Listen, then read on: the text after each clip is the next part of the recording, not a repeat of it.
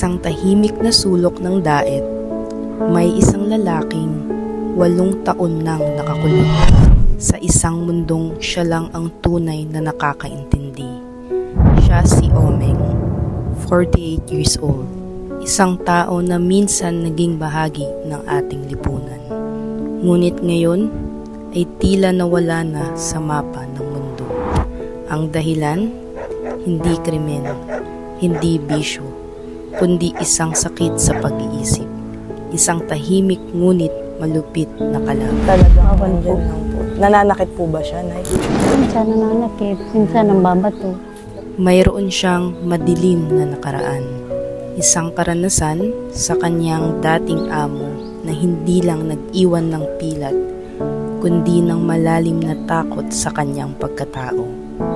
Araw-araw, binabalikan ng kanyang isip ang mga sandaling iyon.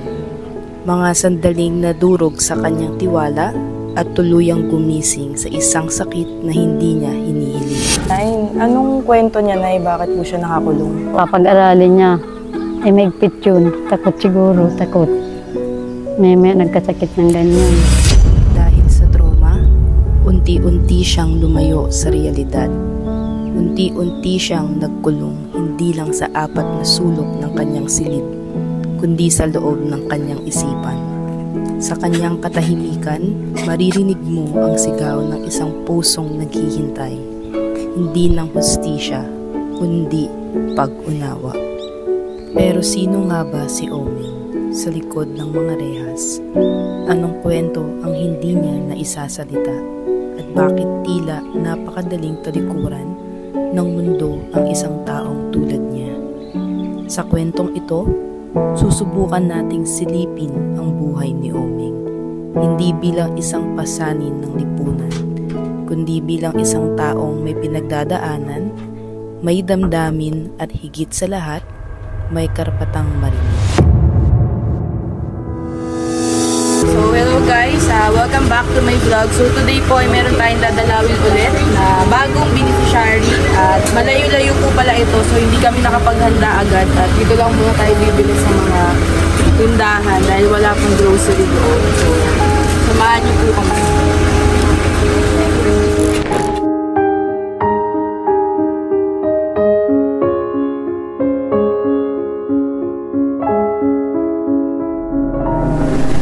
So, ayun guys, nakarating na po tayo sa ating destination. At ito mga kalingap ay bago nating scout. So, sinamahan tayo syempre ng Team Brooks. Kakauwi lang po ni Ate Lorny at saka ni Kuya Red. Kaya ngayon lang po ulit kami nakabalik sa charity vlogging. At ayan, grabe po ang ano dito. Talagang mabundok po. So, samahan niyo po kami na puntahan ang bago nating beneficiary.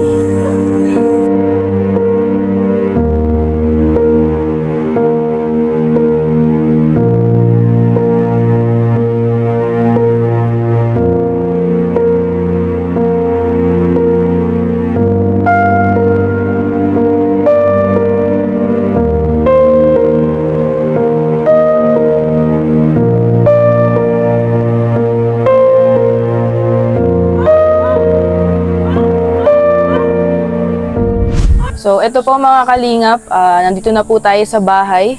Ito po ay scout ni Ate Rhea at nilapit po ito sa atin ni Ate Rhea. Meron pong lalaki dito na nakatira at 8 taon na po siyang nakakulong. Diyan po siya mismo nakakulong. So, silipin po natin at alamin po natin ang kanyang story kung bakit nandyan po siya ng 8 taon. So, tara po, tignan natin. Tao po! Tao po! Ay, ayun si Nanay ata. Ano po yun? Hello, Nay. Pwede ko po kayo lagyan ng mic, Nay. Yan. Kayo po ang nanay po. Si Kuya Omeng po to, tama? Opo. Ayan, ito po mga kalingap, ang nanay po ni Kuya Omeng. Kilala niyo po sila Ate Rhea? Si Rhea. Opo. Ni-refer po kayo ni Ate Rhea sa akin. Ako po si Kalingap Hana, kapatid po ni Kalingap Dan, pamangkin ni Kuya Val. So, eto, Nay, tatanong lang po. Ay, dito ka, Nay, mainit. Yan, dito tayo. Alamin lang sana namin, Nay, ang kwento. Ay, siya po ba si Omeng? Opo, si Romel. Ayan po si Omeng. Ilan taon na siya, Nay? 40 ano na yan, magpo-49 yan December. 49. Anong kwento niya, Nay? Bakit po siya nakakulong? Kasi noong nag-aaral yan, pinag-aaral yan ng amo namin sa Hacienda. May lupa kami inaalagaan kay Iligre. Kinuha yan doon, parang boy. Opo. Papag-aralin niya. Ay may higpit yun. Takot siguro, takot. May nagkasakit ng ganyan. Ganyan na. Tapos pangarap niya, maging maganda ang buhay namin. Sabi niya, pag siya daw nakatapos sa pagpaaral, yung ate niya, papapag-aralin muna niya. Pagkatapos ng ate niya, siya naman. Tapos pag nakatapos daw siya, papagawag kay magandang bahay. Yan ang Bali, ilan po silang magkakapatid, Nay? Dalawa. Nasaan po ang asawa niya, Nay? Nasa bundok. Tatanim ng pinya. Bali, si Oming po dito siya nakatira. Kayo, Nay, saan po kayo nakatira? Doon po. Hindi po si Oming lumalabas dyan? Talagang Bawal nandyan po. lang po. Nananakit po ba siya, Nay? Ang gala, malayo. Pero hindi naman po siya nananakit. Minsan nananakit, minsan ang babato. Napa-check up niya na siya, Nay, kung ba't siya nagkaganyan? Sa Kadlan, Kamarin. Bali, Nay, siya, simula nung kinulong niya siya, Nay, di po siya gumaling, di siya napagamot. Napagamot yan, kaya lang sabi lifetime daw yun. Ay minsan ayaw mo nang mag-inom ng gamot. Napapagod na, kukuha ka pa ng tagapagpainom. Ay, ang hirap. Paano po siya, Nay, pagka maliligo? Binubuhusan ko lang siya dyan. Di na siya nakakapagsabon, Nay, o siya kaya niya naman po Sinasabon ko. mag-isa? Hindi, ayaw. Minsan nga, masabon pa. Ayaw na niya. Pag inabot na ng ayaw. Yung kapatid niya, Nay, nasaan po? Babae yun. May asawa mo na yun ang bahay. Nandyan lang din po siya.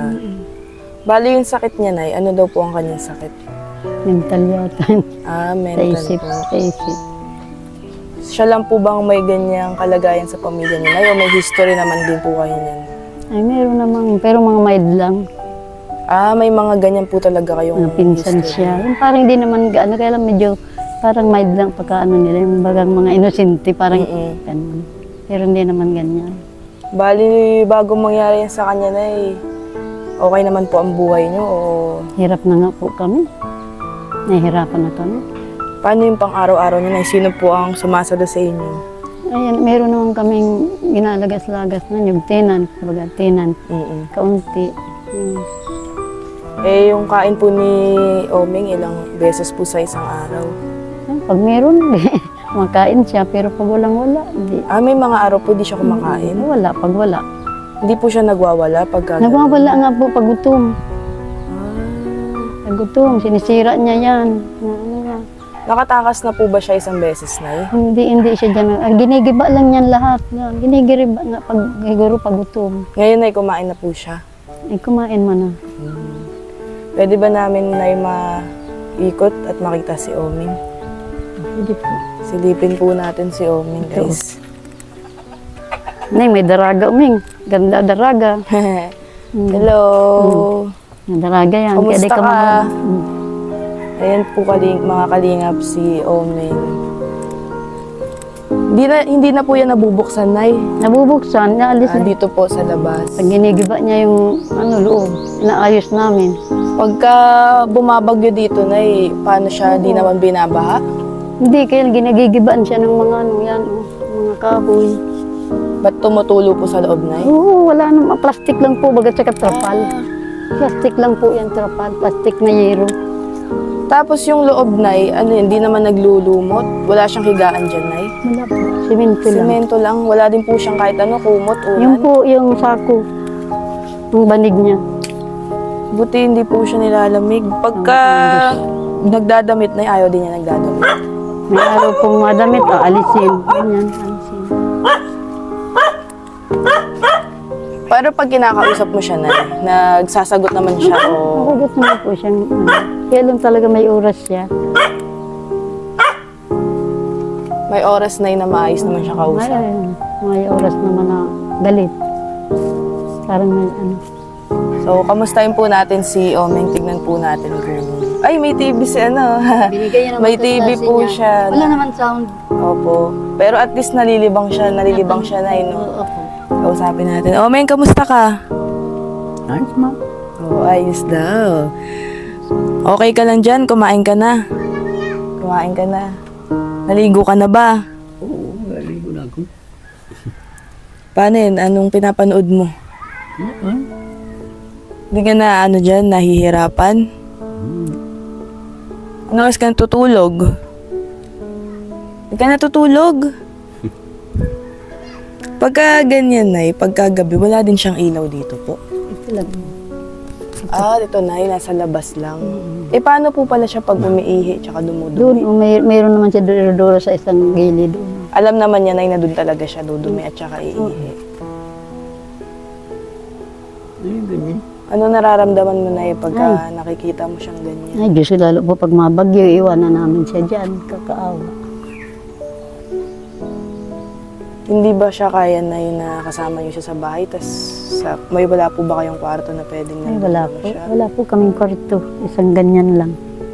Paano po kayo humantong, Nay, na ikulong si Omi? Hindi po ba mabigat sa loob mo? Mabigat nga po at hindi na ayaw pumasok sa pabasa ko lang ng mga dyaryo. Nilibang ko doon. Pagtalikod niya doon sa kanan namin ito, pinabi. Oh, Mama, wala mo na akong kasalanan. Bakit niyo ako ginanito? Maluluha ka. Bilang isang ina. Bakit naman ako ninyo ginanito? Ano namang kasalanan ko, Mama? Bakit magaganyan, ganyan? Paano niyo siya natiis, Nay, na talagang Ay, kanya na nga, nilakasan ko lang ang loob ko. Sabi ko, Panginoon, ikaw na kung bahala sa kanya. Kontrolado naman ni Lord siguro. Hindi naman nagkakasakit. Opo, Nay, sa awa ng Diyos, hindi na siya Opo, nagkakasakit. 8 years. 8 Hindi years naman na po siya, yan. Nay, na nakaganyan. Kaya sabi kong iba, wala na yan. Talagang sabi ko, kontrolado ni Lord. Minsan, Nay, di niya kayo naaalala. Naalala naman po. Masabihan pag binibigyan kong pagkain. Dito ka na matulog, Mama, sa bahay. Gabi na. Binidalang kong pagkain. Minsan ba, Nay, di ka niya iniiyakan na palabasin mo na siya? Naiyak yan, nahagulhul yan. Ano nararamdaman mo, Nay? Ay, siyempre bilang ina, masakit. Masakit bilang ina. Yung tatay niya, Nay. Ay, ayos naman po, pero ganun din po siguro ang naramdaman ng ama. Siyempre, ganyan kaawa-awa anak ko. Sana mayroon pang pag-asang bago yan. Tinry niyo ba siya na ipasok sa sa mental hospital po? So, nag-check up namin sa Kadlan. Pinalabas naman na. Ginamot lang. May gamot nga. Kaya lang, pag maiginin, ayaw nang uminom. Mahirap po talaga siya painumin. Hirap, ayaw na.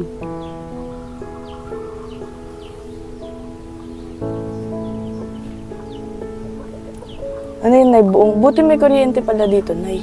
Nagyan namin pat madilim. Ayun lang nga. Yan, nagyan namin. Nanonood lang po siya lagi. Nanonood lang yan ng ganyang klaseng TV, walang sound. Bigay lang ito ng mga classmate niya. Ano ang mga hilig niya, Nay, kainin? Yeah? Ay, Opo. masasarap na pagkain. Siguro, coke. Yan, hingin ng coke. Eh, hindi naman gaan ang coke. Tinapay, Nay, mahilig siya. Tinapay, oo. Mahingi yan, sigaw yan. Pag gutom na siguro. Paano niyo pinapasok na yung pagkain dito? Yung kanin niya po. At Yung saka, platong mahaba lang na maliit, ganyan. Ito ang baso niya. dito po siya nagiinom ng tubig. Wala kayong mga kamag-anak na nalalapitan? Wala. Kung mayroon po, matagal na yan na nabago ang mahirap lang ang mga pamilya ko. At saka mayroon naman mga pamilya, ang mga kamag-anak, siyempre hindi naman.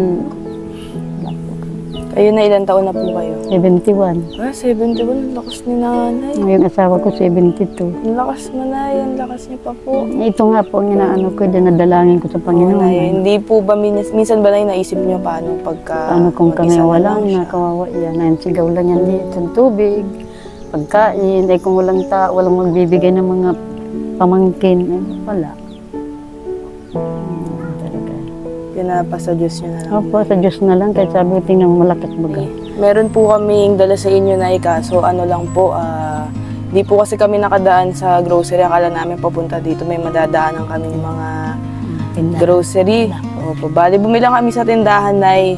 Ito, konting tulong na naman, may mga tinapay din po para kay Oming. Tapos may ilang pirasong dilata po, pandagdag nyo ngayon. Nalulungkot na nga ako, sabi ko wala na si Ate Rhea. Hindi ko na nakita. Matagal na po talaga kayo nilalapit ni Ate Rhea, Nay. Kaso ngayon lang po talaga kami. Ay, salamat sa Diyos. Praise oras. the Lord. Ano to, Nay, konting tulong lang to sa ngayon. Kasi biglaan po talaga itong pagpunta namin, itong pag-scout namin po. Kaya pagpasensyahan nyo, Nanay. Malaking tulong na yan dito Pero, sa anak ko. Kaya makakain na siya. Ayan po si Omeng. Hello, hi ka Omeng, oh. Hi ka sa camera. Ayan na ang grocery na kay Kuya Red na. Ay, kay Kuya Rex. Ayan.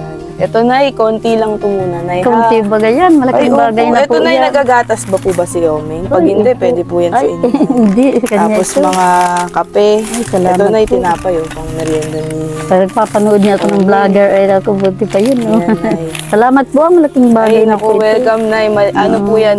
Praise the Pagka bumalik kami sa Nay, syempre mas malaki Sana tulong. pagpalain Bigas, Nay, ang pinaka number 1 na kailangan nyo. Tama po. Lord. Ano po, Ano- pagpalain kayo. Ay, salamat po. Ano pong mga kailangan nyo dito, Nay? Bukod kay Omeng, ano po pala ang mga kailangan ni Omeng dyan sa loob? Hindi naman po ang pwedeng bigyan ng Kutsyon, Nay? pagkain, ay hindi.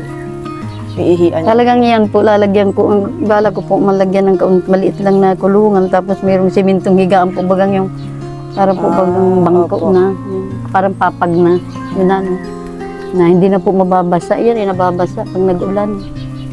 Oo nga po pala. Ano Basa lang po yan, ano. nagtitiis yan sa isang gilid, basa.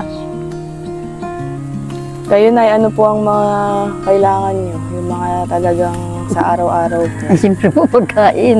Kahit anong pagkain, Opo. Nay. Ano po ba ang Bigas. paborito nyong pagkain, Nay? Ay, kahit na po lahat paborito ko. Kahit ano, Nay. may maibigay lang ako dyan. Kawawa naman po si Nanay at Tsatsaga, nagtitiis, siyempre ina. sino po bang nanay ang gusto nakikita ang ganyan ang sitwasyon ng kanyang anak. So, Nay, di na kami magtatagal din, pero huwag ka pong malungkot dahil babalikan ka po namin. Sige, maraming salamat po, ha? Maraming salamat Sana po din, ingatan Nay. kayo ni Lord sa mga paglakad-lakad ninyo dyan. Salamat, Nay. Wag po kayong Nay, ha, susuko at Sige si po. Omeng sa inyo din po kumukuha ng lakas. Opo nga. Kaya nga po, dire ko nawawala ng pag-asa. Sabi ko, Panginoon, ikaw na pong bahala. Salamat po. Thank you po, Nay. Kay Sister, Ate Rhea, yan. nalulungkot na nga ako, di ko na ito nakikita. Sabi ko, baka umuwi ng Mindanao. Na-refer ko na kayo kay Dan at saka kay Hana. Si Hana, kapatid ni Karinga. Opo. Nanonood na lang ako sa cellphone, mga vlogger. Napanood ko kayo, mga vlogger. Sama namin Team Brooks. Team Brooks, ayan, si Kuya Red. Ay, Sige po. isa ako sa nagdadasal na Yan po. sana ito yung maging first project ni Hana. Sana may tumulong sa kanya na may paayos yung kalagayan ni Omeng. Saan balak ba ilipat si Omeng? Yung nga katabi namin. Hindi naman ito sa akin, hindi ito sa akin. Doon. Lupa yung isa. Hindi. Doon sa tabi nyo. Katabi ko lang. Para po nabibisina. Ano ko lagi, may kausap siya lagi. Hindi siya nabuburing. Kasi pag walang kausap, parang lagi siya nag-iisip. Ayun. Tama po yung sinabi ni Hana, Nay, ha. Huwag kayong panghinaan ng loob dahil kayo lang ang kailangan ni Omeng. Babalikan po natin si Nanay. Sana po, wag po ay magsawang sumuport sa amin kahit sa pag-thumbs up and share lang po ng aming mga vlog para kumalat. At syempre kung sino pong gustong tumulong sa mga kagaya po ni Nanay, beneficiaries natin, si Omeng.